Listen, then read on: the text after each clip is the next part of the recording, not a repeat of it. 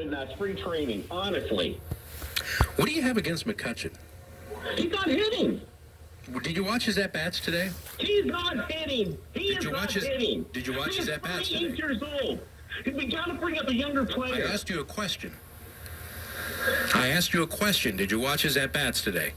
Who cares? No, so no. Are you making these blankets? He's not performing. Did Please, you watch the listen, game? Dan, stop defending these players. Stop being the mouthpiece for the Pirates. I'm asking you. For the Pirates stop defending these guys. You are insane.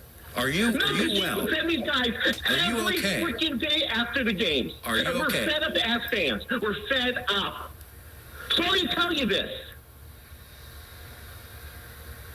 Are you okay? Insane. Andrew McCutchen's never hit in April over the course of his career. I hit the ball pretty hard today. So I was just curious as to why he was singling out McCutchen, and I understand, okay, guy's hitting under 200, sure. He doesn't look completely, lost, overmatched at the plate. I just feel like, because of his age, and despite him last year being one of the better offensive players on this team, probably the third best offensive player on this team, I see no reason to want to so very quickly move on from a legacy player, an otherwise still very productive player, who today, if you watch the game, unlike that critter from across the border, Greg in Youngstown, a well-established psychopath who's been calling into this radio station for years, who comes completely unhinged and is unable to, but we should otherwise know as to why, he's unable to answer the simple question. Yeah, McCutchen took an 0 for 4, but hit the ball on the screws to deep center, crushes a ball that probably, more often than not, is extra bases in the fourth inning. And I don't want to say that he's the least of the Pirates' problems, but I'm not, proactively, as Greg in Youngstown is, looking to move on and jettison the best player that this franchise has had in 40 years out of town.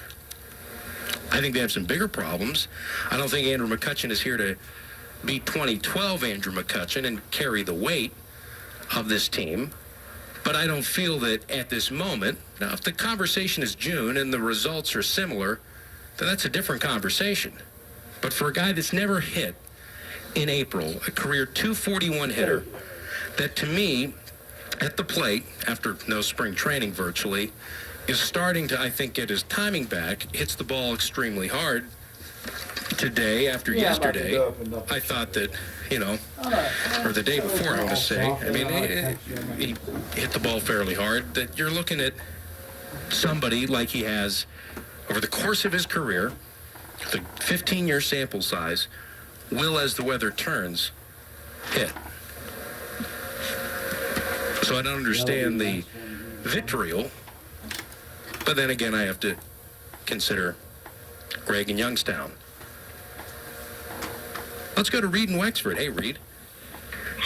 So I attended all three games, and the biggest concern that I think most Pirate fans have is there's really no fight in this team right now. When you look at the number of players that you refuse to run it out during ground balls, that was really the difference between this Boston team and this Pirates team. And I go back to a couple weeks ago, Bednar had that really rough outing on that Sunday. And I was so disgusted when a number of Pirate fans took the cowardly act of booing him. And if you look at the way they played since that Sunday, I think that's been weighing over their heads.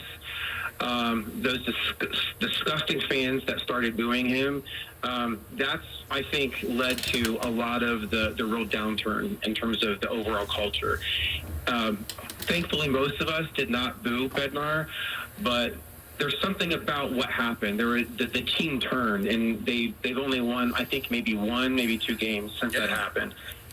I mean, I don't know if I necessarily.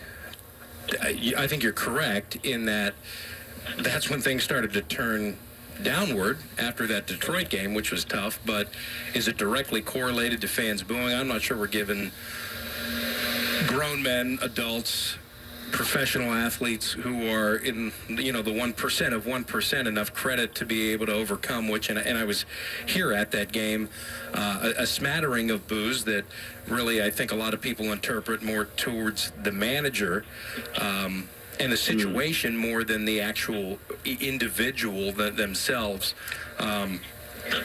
But, I mean, I think that's more coincidental, but you're correct in that, things after that game was blown have turned downward, and they've turned downward quickly. Yeah, I think there's just I think we've seen this in previous seasons, and it's. I mean, by the way, just a question for you.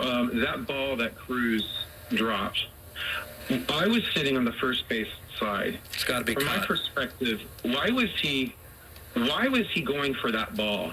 Wasn't that the center fielder that should have gone for that ball? I mean, if he were in the vicinity, I'm not sure that Zawinski was in the vicinity or where he needed to be.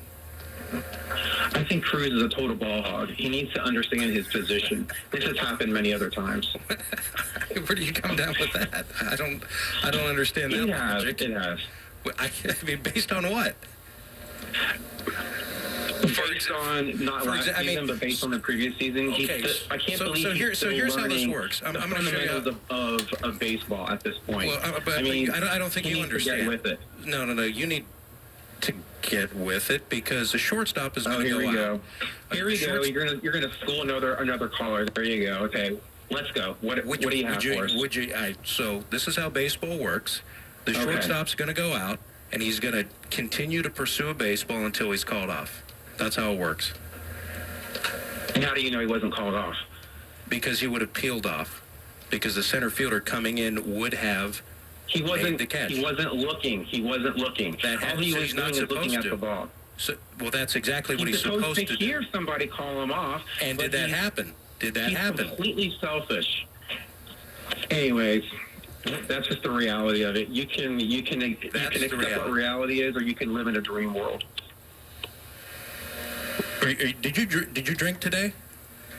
I think he did. O'Neal Cruz is selfish and a ball hog. That's a basketball term, I think. And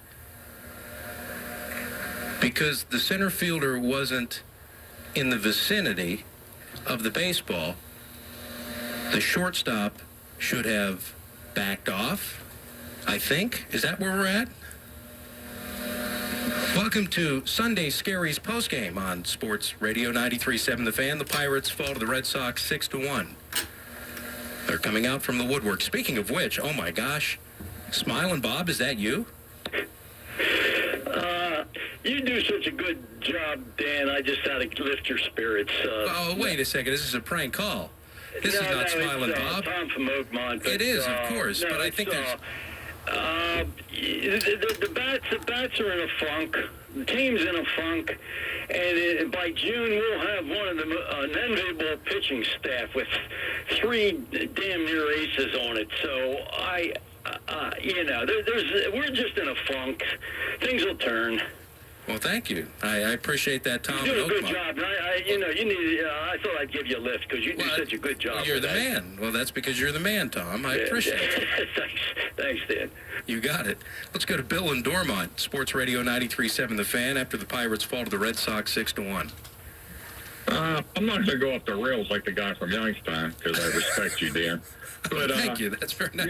If his name's Andrew Smith and not Andrew McCutcheon, do you think he's on the roster? At 183, batting 5th as a DH. You tell me another team in this league that has the 5th guy as their DH at 183. You're going to have to look for I don't know about him hitting 5th, so that's a fair argument. That's where he hit today. Hit today. What did you say? He hit today 5th in the lineup. I understand that. And, Okay. and I just said, yeah, I can understand maybe, McCutcheon hitting 6 or something along those lines. I don't, again, understand why he is all of a sudden on this particular program become the lightning rod for criticism. I'm just saying, if you want to list 5 shortcomings right now with their team, he's in the top 5. If you're going to put him in a lineup every day, and he's going those to are carry 5 guys in the 183. lineup. Yeah, those are 5 guys in the lineup, like Zawinski outside of his 2 hits today, McCutcheon, Tellez, Cruz, obviously, is a big one. Everybody collectively is underperforming. But I'm not sure, again, why, in proper context, the guy that has the most experience of anybody in the lineup, who was, as recently as last year, probably the 2nd or 3rd most productive offensive player on this roster, why he's drawing the ire of everyone. And I don't necessarily think it's this fan base, but certainly the last few callers want to jettison this guy so very quickly out of town after he has a propensity of not hitting in April. 241, lifetime hitter with virtually no spring training. If this is occurring, if this is June 15th, and we're still at the same spot, I concede, okay? Oh, I'm listening to you. I understand, but why is he getting so many reps in April then? If you know he's not going to be productive, why play him yet? Let him work himself out, on the off days. Send a borderline Hall of Famer, a guy whose jersey is going to be on the facade of this ballpark one day. What, you want to just sit him and then just roll him out June 1st? No. Keep playing. Say that out loud. I'm going to let you go. I want you to say that out loud 3 times, and then I'll say something out loud 3 times. All right, take it. Have a good one. Have a good one. Jeff Hathorn, was it as weird down there as it is up here? How are you? And what a clubhouse it must be down there. Our sports director is with us right now. Yeah, I'm not the happiest place, as you can imagine. Frustrated, quiet. It's funny, the first, homestand of the season, you're battling with music and making sure that nothing is bleeding through the audio that shouldn't otherwise be bleeding, and now we're dealing with the unfortunate sounds of silence. And I think the most interesting thing to me post game was O'Neal Cruz being honest with us, and that he's having confidence issues.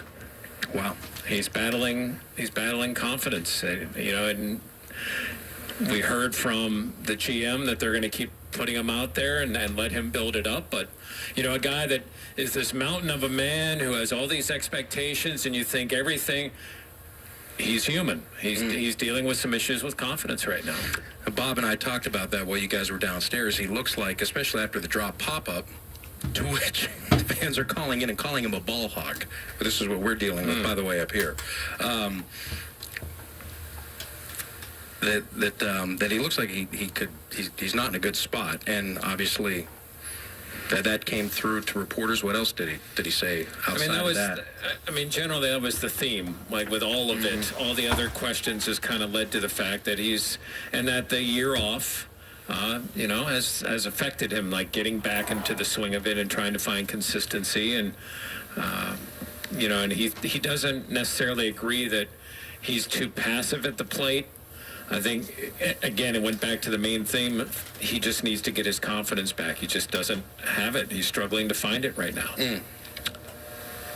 Martin Perez doesn't seem... He's one of the veteran leaders quickly on not only this pitching staff, but I think in this clubhouse. He's not afraid to speak up, from what I understand, and he has a relatively positive air about him, and he tries to kind of exude that. Getting on the bus, smiling, talking to everybody, from what we understand, kind of, wants to set a tone as to how you go about it. And he, I guess, spoke afterwards as well. After he didn't pitch particularly well, but boy, did he try to grind it out. What did he have to say, Jeff? Yeah, that he needs to be better. Shelton mentioned that it was the one start he's seen since he signed as a Pirate, including spring training, where he never could get into a rhythm. But he said he doesn't like the body language of his team, of his teammates. That's not where it needs to be, and that it's affecting them. Not that they're not trying, but he just sees it, and I think this is his way of saying, and he mentioned that they've got to have fun. They've got to fight through this. They can't let it drag them down, and that's what he's seeing out there. I think most of us could see it. recognize that, but to have a teammate, especially someone that's new, that's coming in, looking at this roster and having not played with them at all last year, and what he's seeing are guys that are pressing. This is bothering them. Whereas I think as you get more veteran, you learn how to quickly turn the chapter to the next day. I mean, he's 9 months removed from being on a roster of a team that was, in and won the World Series.